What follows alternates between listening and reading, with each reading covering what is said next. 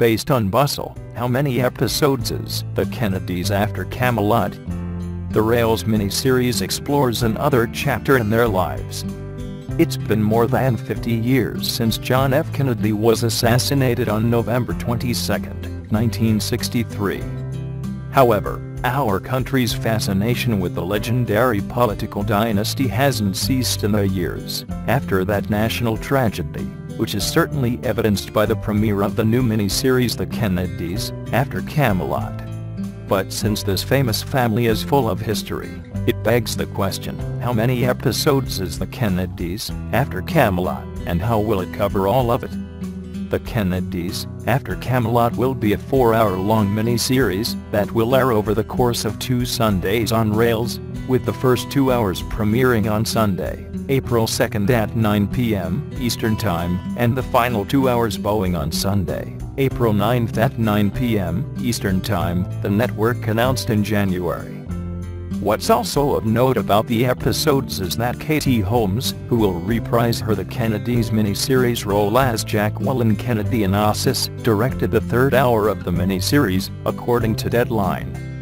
The rest of the episodes were directed by John Cassar, who was at the helm of all 8 episodes of The Kennedys. This new miniseries picks up where The Kennedys left off when it aired on Reelz in 2011, with the assassination of Robert F. Kennedy in 1968. It looks like The Kennedys after Camelot will start around that time. In the series premiere, Jackie and Ted face new responsibilities moving past 2 assassinations. The description for the first episode reads, according to TV Guide. The second episode's loglines say, Chappaquiddick damage control continues as Dead eyes the presidency. Also, JFK Jr. struggles with expectations, while Jackie holds the family together. So as you can see, The Kennedys after Camelot will explore the modern era of the family, and the biggest events and scandals that shook it, as the trailer for the miniseries shows. One of those was the Chappaquiddick incident, in which Senator Ted Kennedy, who will be played by Matthew Perry in the miniseries, fled the scene of a car crash off Martha's Vineyard in Massachusetts that left his passenger, 28-year-old Mary Jo Kopechne, dead on July 19, 1969. He later pled guilty to leaving the scene of a crime and received a 2-month suspended jail sentence.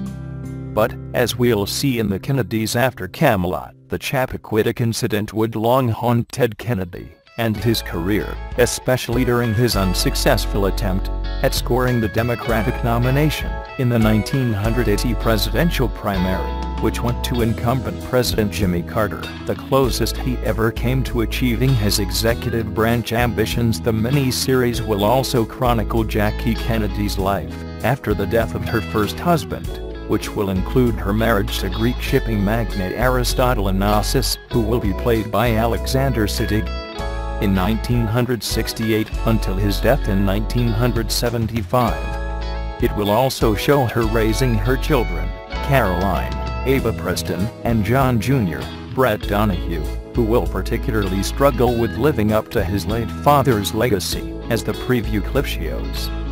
But eventually, after his mother's death in 1994, he'll start his own glamorous and high-profile life with wife Carolyn Bessette. But the tragic end to their lives when their private plane crashed into the Atlantic Ocean in 1999 also seems to be teased in the trailer for the miniseries, with the couple walking on an airport runway. The Kennedys after Camelot will also feature other famous relatives, including family matriarch Rose Kennedy, Diana Hardcastle, RFK's widow Ethel Kennedy, Kristen Booth, and Ted Kennedy's first wife Joan Kennedy, Kristen Hager.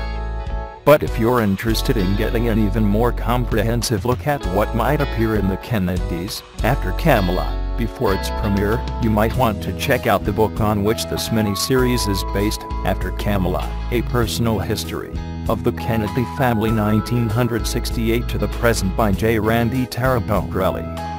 In the book, the author chronicles the Kennedys' struggles and successes during that time period, including the challenges Bobby's children faced as they grew into adulthood. Eunice, and Sergeant Shriver's remarkable philanthropic work, the sudden death of JFK Jr., and the stoicism and grace of his sister Caroline, the summary of the book says. Taraborelli also brings into clear focus the complex and intriguing story of Ted Kennedy, and shows how he influenced the sensibilities of the next generation, and challenged them to uphold the Kennedy name. How close to the present day the Kennedys, after Camelot, will cover is still unclear until the miniseries airs. The book on which it's based was published in 2012, so that gives us some idea. But with members of this American dynasty still grabbing headlines, making waves, and pushing for progress today, their story is far from over once this miniseries and credits roll. Based on Reelz Extra, The Kennedys, after Camelot premieres on Reelz. Reelz ran a miniseries in 2011 called The Kennedys, which garnered 4 Emmy Awards and praise from critics and viewers. Now the network is following up with The Kennedys, after Camelot, an original 2-part miniseries beginning Sunday, that, for the most part, praises Jacqueline Kennedy, and demonizes Ted Kennedy. Katie Holmes returns as Jackie, Bear Pepper as RFK, Diana Hardcastle as Rose Kennedy, Kristen Booth as Ethel Kennedy, and joining the cast are Matthew Perry as Ted Kennedy, Kristen Hager as Joan Kennedy, Alexander Siddig as Aristotle Onassis, and Brett Donahue as JFK Jr.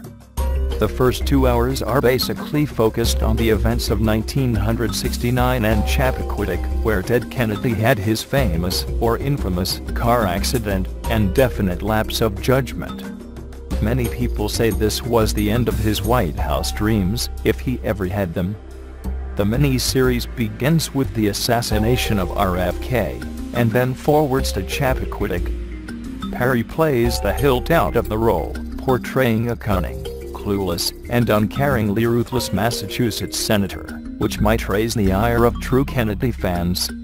The incident, however, was tragic and traumatic, and the movie dramatizes the behind-the-scenes attempt by the family to lessen the impact on the senator's future.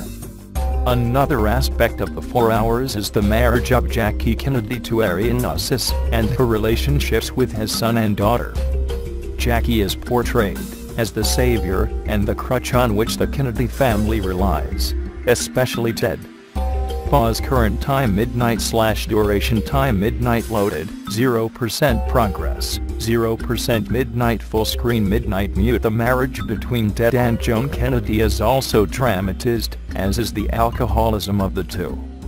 The film lightly looks at the amputation of Ted Kennedy Jr.'s leg, which, according to this film, was the impetus that started the senator on his journey for affordable health care. Interestingly, the movie does not include any of the Kennedy women, the sisters of JFK, nor does it include any of the next generation except John Jr. With only 4 hours, it is understandable why so many incidents were not mentioned, even though there were plenty of events which could have been included. The film covers John's battle for identity, his trouble with the New York bar, aka the Hunk Flunks episode, and his wedding. But all of these events are glossed over.